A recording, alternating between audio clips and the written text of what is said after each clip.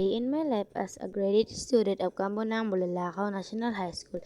Kaya mapapasabi ko na lang ng tara na. Nga po pala ako nang gising kasi Bernice ngayon.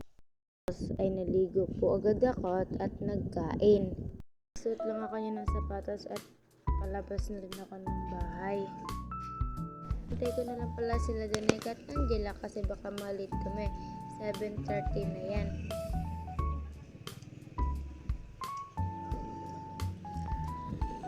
Na nga sila at pinamamadali ko na sila kasi baka malit kami. Naglalakad na kami sa kalsada. Papunta na kami ng school.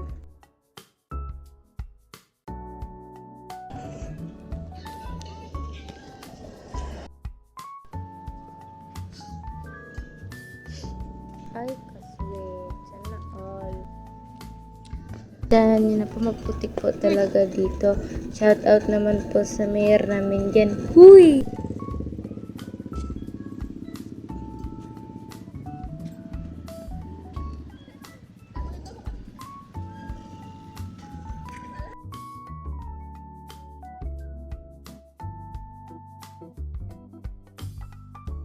Nga po, malapit na po kami sa aming school.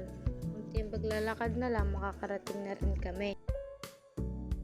Nako, mga auntie ko, ang tatagal niyo maglalakad. Gabi? Wala nang nila? Then, as in, saan sila gawa? Buti di sila pinagalitan. Nila, ewan ko kung anong ginawa nila. Nagagawa ko sila talaga nila ni Kunting paglalakad na lang, makakarating na rin kami sa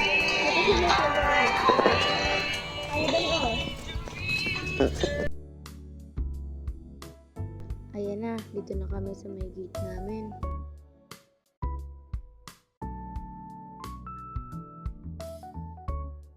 At yun, nakita ko pa yung isa ko pang kaibigan nandun sa kubo kasama niya. At yun, pagpasok namin sa loob, nakalimutan ko, linis pala ako ngayon. Sobrang saya ko, di ko na matandaan. Huy! Kaya yan, purga linis ang person.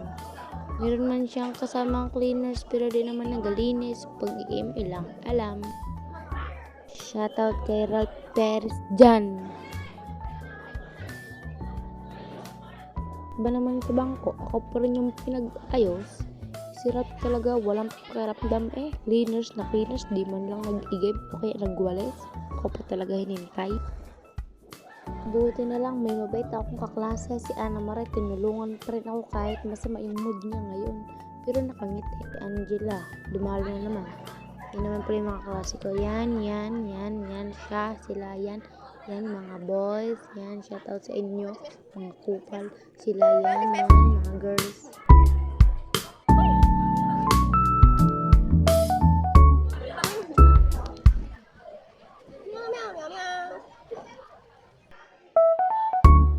Simula na nga po pala kami sa klase sa mga oras na yan.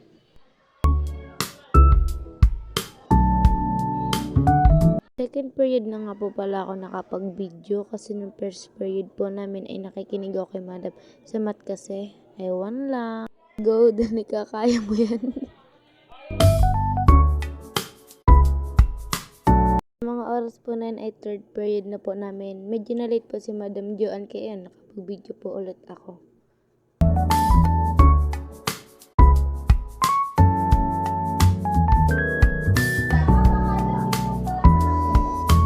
Naman si Mardy daw pinapansin ni Danica kaya malungkot.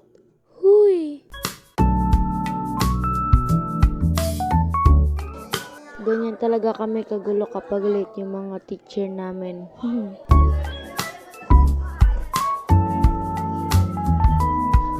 Reses na po pala kami sa mga oras na yun. Naglalakad pa po kami pupuntang tindahan.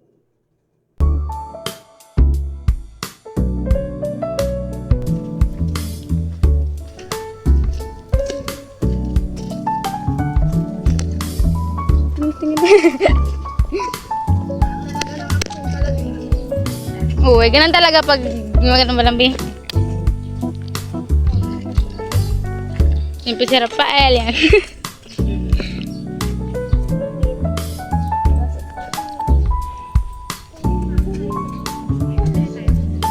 alis mo tayo.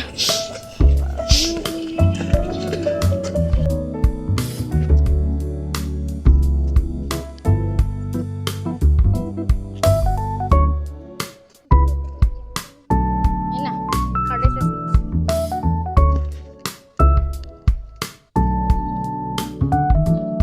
Pupunta muna kami sa labas.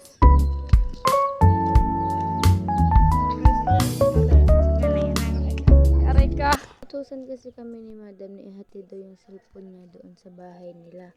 Kaya yun, nagdiretso na lang kami.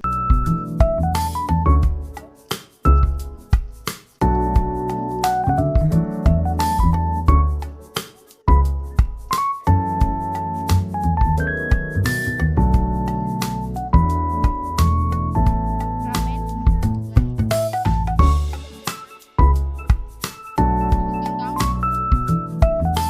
Na rin po kami sa school ng mga oras na yan. Ganda ng sikat ng araw kanina tapos biglang umulan. Ano ba yan? Last period na nga po pala ng hapon sa mga oras na yan. Mamaya-maya po iuwi na kami.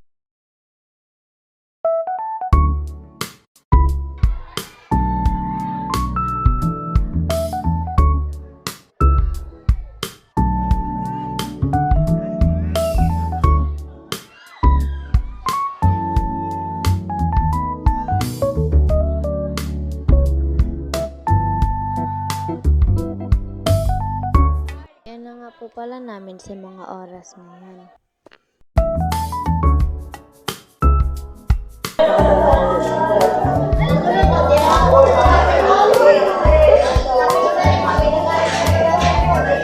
Sino ba yung may ano? Wala yan.